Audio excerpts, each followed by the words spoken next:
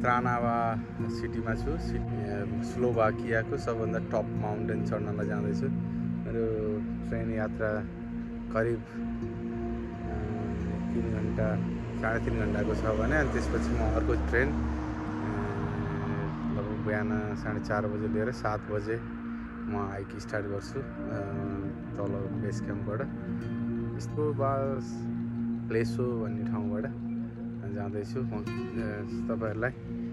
हामी नेपालीहरू जो जति यहाँ युरोपमा छौँ उहाँहरू यहाँको माउन्टेनहरूसित सिमिलर भएको हुनाले मलाई एउटा इच्छा जाग्यो र म जाँदैछु साथीहरू। मेरो यात्रा सफल हुन्छ भनेर भगवानसित प्रार्थना गरिरहेको छु। Let's start.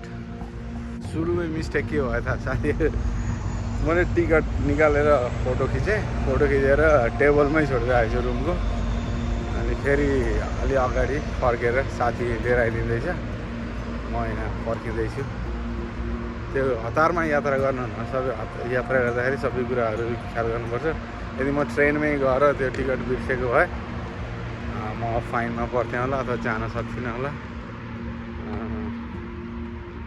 यस्तो भुलचुक नगर्नुलाई कसैले।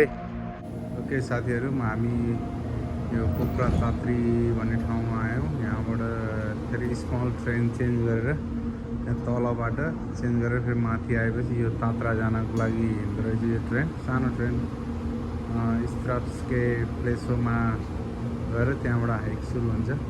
बिहान उज्यालो हुन लागिरहेछ।